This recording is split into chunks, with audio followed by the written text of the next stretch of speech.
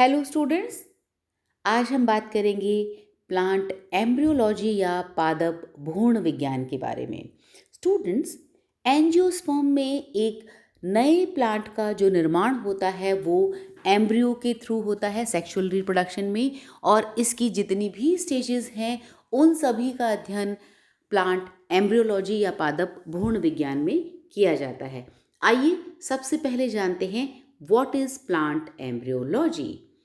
The science of the origin and formation of new plants is called plant embryology. Means विज्ञान की वह शाखा जिसके अंतर्गत हम एक प्लांट से दूसरा नया प्लांट किस तरीके से बनता है उसके बारे में अध्ययन करते हैं। उस विज्ञान की शाखा को हम प्लांट एम्ब्रियोलॉजी या पादप भ्रूण विज्ञान कहते हैं। It studies not only embryonic development but also the formation of sex cells in the generative sphere and fertilization.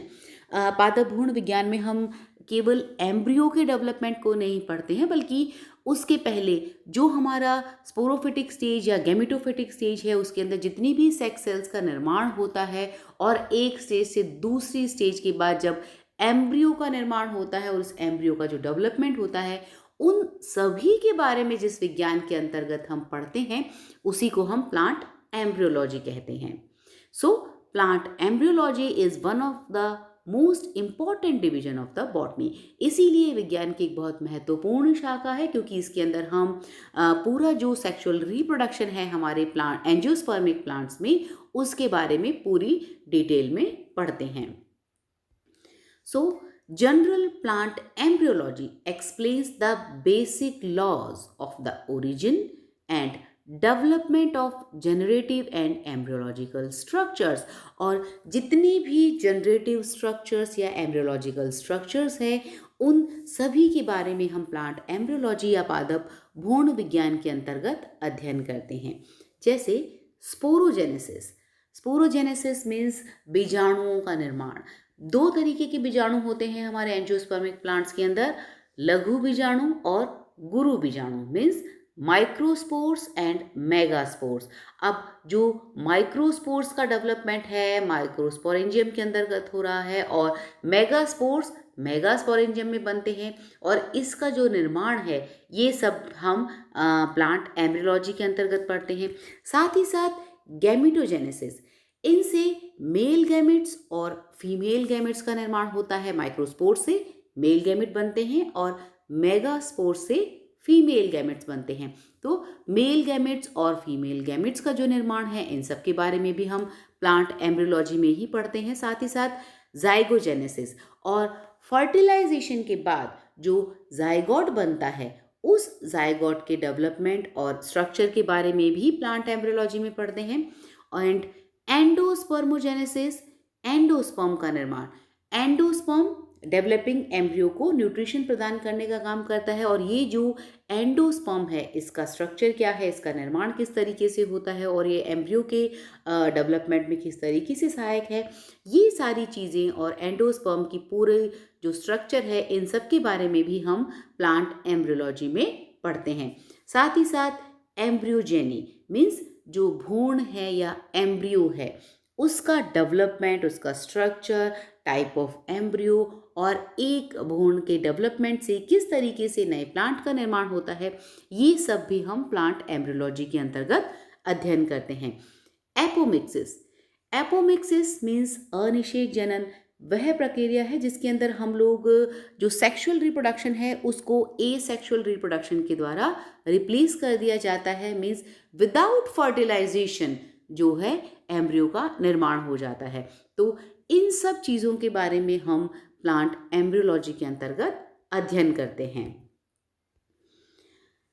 Students, angiospermic plants के अंदर जो रिप्रोडक्टिव ऑर्गन्स है वो फ्लावर्स होते हैं।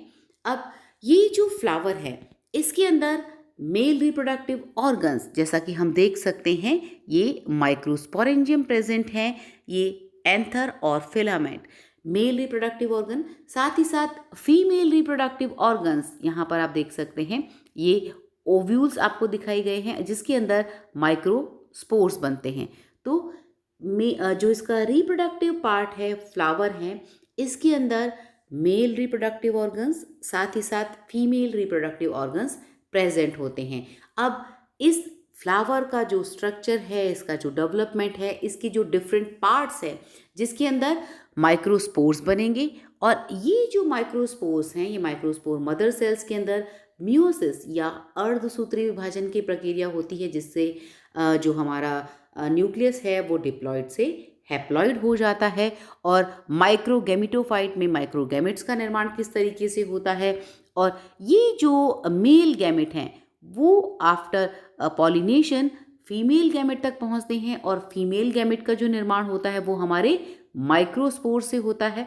और यहाँ पर भी मियोसिस या अर्धसूत्री विभाजन की प्रक्रिया होती है, जिससे कि जो न्यूक्लियस है वो हैप्लॉइड हो जाता है, और यहाँ पर मेगागैमेटोफाइट का निर्माण होता है, और मेल गैमेट और फीमेल गैमेट के फर्टिलाइजेशन के डबल फर्टिलाइजेशन से एम्ब्रियो का निर्माण होता है। और ये एम्ब्रियो और एंडोस्पर्म सीड कोट के अंदर प्रोटेक्ट रहते हैं, जिसको हम सीड कहते हैं। और जब एक सीड का जर्मिनेशन होता है तो एक नया प्लांट बनता है।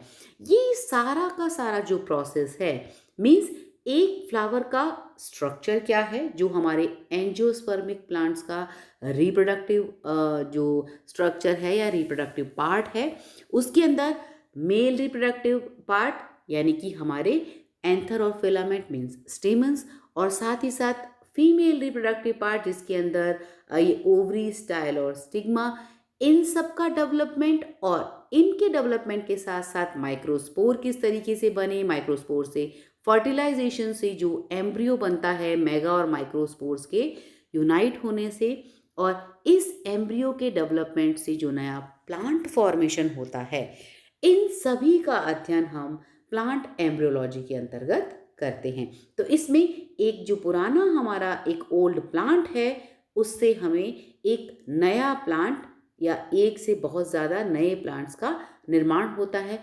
ये सभी जो चीज़ें हैं, पूरा प्रोसेस, हर जो स्ट्रक्चर है, रिप्रोडक्टिव स्ट्रक्चर हैं, इन सब का डेवलपमेंट और एक के बाद एक स्टेप किस तरीके से होते हैं, ये जो सारी चीज़ें हैं हम पूरे प्लांट एम्ब्रियोलॉजी या पादप भ्रूण विज्ञान में अध्ययन करते हैं। आज के लेक्चर में हम सबसे पहले बात करेंगे structure of a flower. Angiospermic plants में रिप्रोडक्शन फ्लावर्स के द्वारा होता है। मीन्स कभी भी नॉर्मल प्लांट की वेजिटेटिव ग्रोथ यानी कि कायिक वृद्धि जब पूर्ण हो जाती है और रिप्रोडक्शन यानी कि जनन की अवस्था शुरू होती है, उस वक्त हमारे एंजियोस्पर्मिक प्लांट्स के अंदर फ्लावर का डेवलपमेंट होता है।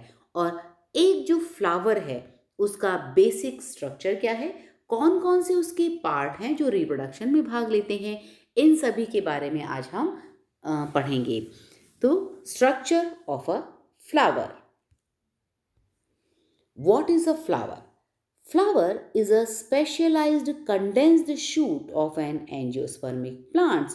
मीन्स कोई भी एंजियोस्पर्मिक प्लांट्स है, उसके अंदर जो वेजिटेटिव ग्रोथ कंप्लीट होने के बाद जो शूट है, वहाँ पर एक मॉडिफिकेशन होता है। मीन्स नॉर्मल जो तना और पत्तियों का निर्माण हो रहा था जिस एपिकल मेरिस्टेम से, वहाँ पर फ्लोरल पार्ट ग्रो करने लगते हैं। मीन्स मेल और फीमेल रिप्रोडक्टिव ऑर्गन्स का निर्माण होता है, और इसी कंडेंस्ड स्ट्रक्चर को हम फ्लावर कहते हैं। in which the shoot apical meristem gets transformed into floral meristem। Means जो शूट एपिकल मेरिस्टेम है, एपिकल मेरिस्टेम जो टिप पर पाई जाती है, जिसकी सेल्स डिवाइडिंग होती है और ये शूट की वृद्धि करते हैं। अब इस शूट एपिकल मेरिस्टेम से फ्लोरल मेरिस्टेम का निर्माण हो जाता है, मीन्स ट्रांसफॉर्मेशन हो जाता है। ये अब आगे तने की सेल्स बनाने की बजाय फ्लोरल सेल्स बनाने लग जाती हैं। For carrying out sexual reproduction through progressive specialisation of leaves into floral appendages. और जहाँ पर स्टेम से लीव्स का निर्माण हो रहा था, शूट आगे बढ़ती है और साइड में लीव्स निकलती हैं, उसकी बजाय फ्लोरल पार्ट्स का निर्माण होने लगता है और उन फ्लावर के अंदर सेक्सुअल रिप्रोडक्टिव ऑर्गन्स प्रेजेंट होते हैं। तो हमारा जो फ्लावर है वो एक तरीके से मॉडिफाइड स्टेम है जिसके अंदर रिप्रोडक्शन के लिए जो सेक्सुअल पार्ट हैं मेल और फीमेल रिप्रोडक्टिव ऑर्गन्स प्रेजेंट होते हैं.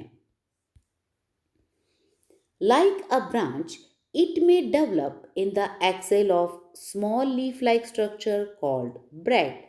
तो जो ये एक तरीके से मॉडिफाइड शूट है तो लीफ की तरह एक स्मॉल स्ट्रक्चर जिसे हम ब्रैक्ट कहते हैं उसकी एक्सिस से हमारे फ्लावर का डेवलपमेंट स्टार्ट होता है.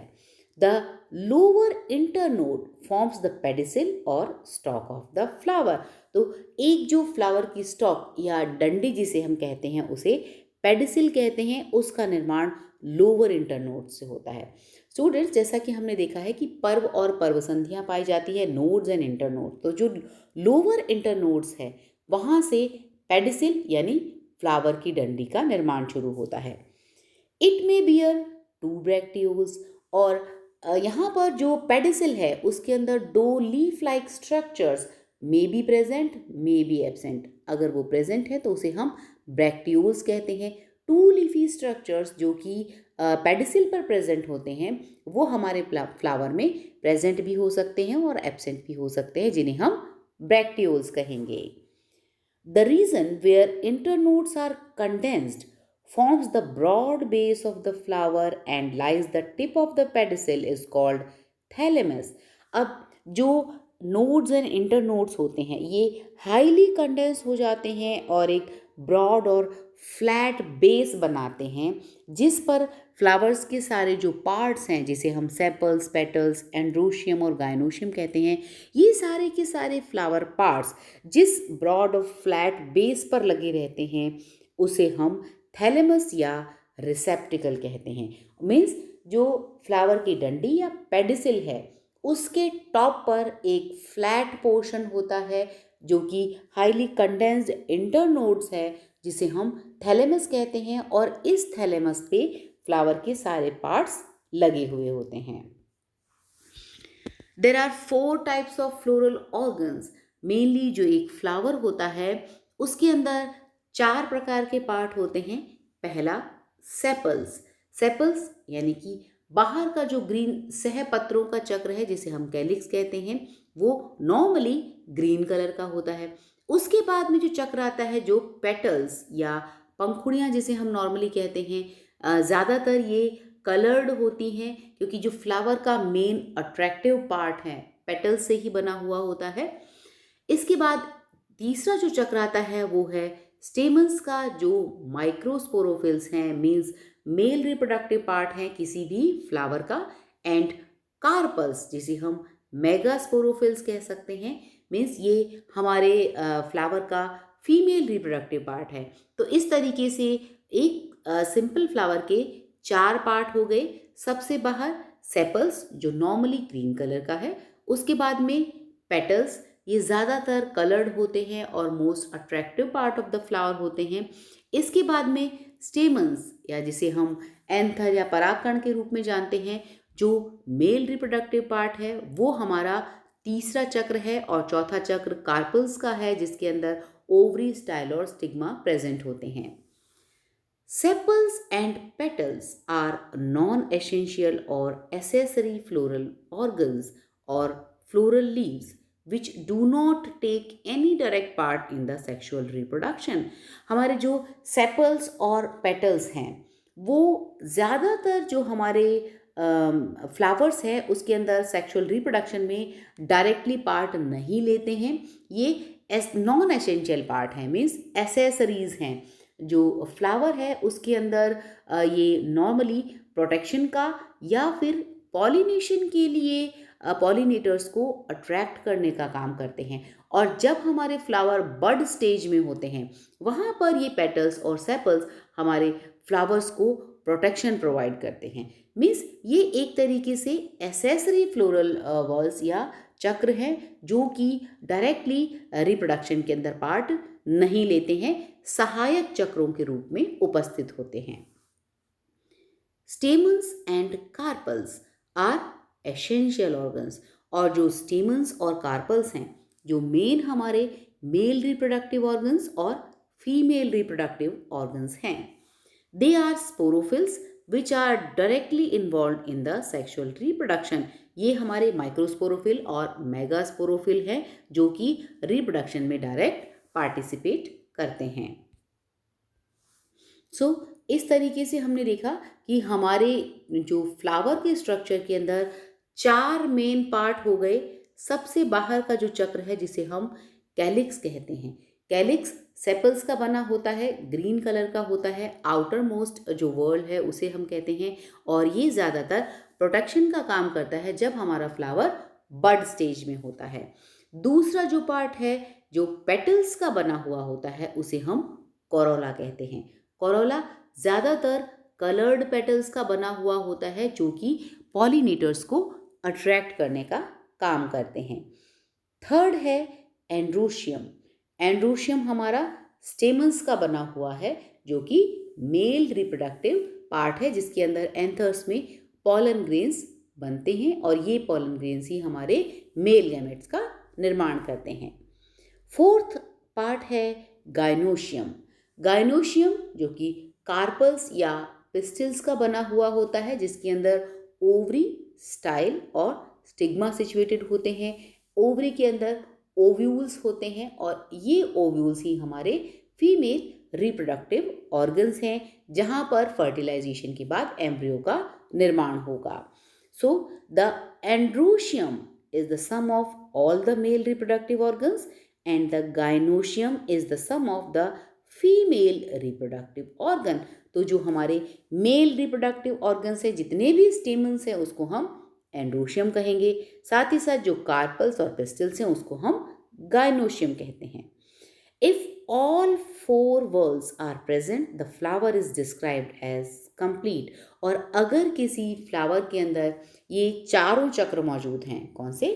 Calyx, Corolla, androecium and gynoecium, तो इस प्रकार के पुष्प को हम कंप्लीट या पूर्ण पुष्प कहते हैं, जिसके अंदर कैलिक्स, कोरोला, एंड्रोशियम और गाइनोशियम चारों हों। और कई बार ऐसा देखने को मिलता है कि जो फ्लावर्स हैं इसके अंदर सिर्फ मेल रिप्रोडक्टिव पार्ट हैं या फिर सिर्फ फीमेल रिप्रोडक्टिव पार्ट हैं। तो इस तरीके के जो फ्लावर हैं उन्हें हम इनकम्प्लीट फ्लावर कहते हैं। तो एक कंप्लीट फ्लावर में हमें ये चारों के चारों चक्र मौजूद मिलते हैं। डायग्राम में हम फ्लावर का बेसिक स्ट्रक्चर देख सकते हैं जिसके बारे में अभी हमने पढ़ा। सबसे पहले है पेडिसिल या peduncle. Pedicel is an inflorescence. अब यहाँ पर जो पूरा जो पुष्प होता है उसको हम पेडंकल कहते हैं, और जो फ्लावर की एक डंडी है जो कि पेडिसिल या जो हमारा स्टॉक है फ्लावर का उसे हम कहेंगे। ये इसके ऊपर जो हमारा कंडेंस्ड और फ्लैट पार्ट है जिसके अंदर फ्लावर के सारे पार्ट लगे हुए हैं, जिसे हम रिसेप्टिकल या थैलेमस कहते हैं। तो थैलेमस या रिसेप्टिकल फ्लावर का वो फूला हुआ बेस है जिसके ऊपर फ्लावर के बाकी जो चारों चक्र हैं वो लगे हुए होते हैं। पहला चक्र है सेपल से बना हुआ जिसे हम कैलिक्स कहते हैं। नॉर्मली ये ग्रीन कलर का होता है और कलिकावस्था में या बड फॉर्म में हमारे फ्लावर को प्रोटेक्ट करने का काम करता है। दूसरा चक्र होता है जो पेटल्स का बना हुआ होता है जिसे हम कोरोला कहते हैं। ये ज़्यादातर कलर्ड होता है। थर्ड यानी कि मेल रिप्रोडक्टिव पार्ट जिसे हम एंड्रोशियम कहते हैं वो स्टेमन्स का बना हुआ होता है। स्टेमन्स में उसके 2 पार्ट होते हैं, फिलामेंट और एंथर्स। एंथर्स हमारे मेल रिप्रोडक्टिव पार्ट है जिसके अंदर पॉलन ग्रेन्स का निर्माण होता है। थर्ड जो पार्ट है जिसे हम गाइनोशियम कहते हैं वो कार्पल्स या पिस्टिल का बना हुआ होता है। एक कार्पल के 3 पार्ट होते हैं, ovary, style and stigma. Ovary के अंदर ओव्यूल्स प्रेजेंट होते हैं। ये जो ओव्यूल्स हैं यही हमारे मुख्य फीमेल रिप्रोडक्टिव पार्ट हैं जिसके अंदर की आफ्टर फर्टिलाइजेशन एम्ब्रियो का डेवलपमेंट होता है, और ये लोक्यूल है जिसके अंदर ओव्यूल सिचुएटेड होते हैं। तो इस तरीके से हमारे जो प्लांट एम्ब्रियोलॉजी का बेसिक स्ट्रक्चर है एक फ्लावर, उसके ये अलग अलग पार्ट हैं जो रिप्रोडक्शन में पार्टिसिपेट करते हैं। सो स्टूडेंट्स, आज हमने बात की प्लांट एम्ब्रियोलॉजी में अध्ययन होने वाली कौन कौन सी बातें हैं या कौन कौन सी ब्रांचेस हैं, साथ ही साथ फ्लावर का बेसिक स्ट्रक्चर क्या है, उसके कौन कौन से पार्ट हैं, इन सभी के बारे में आज हमने पढ़ा. So this is all about today's lecture. Thank you.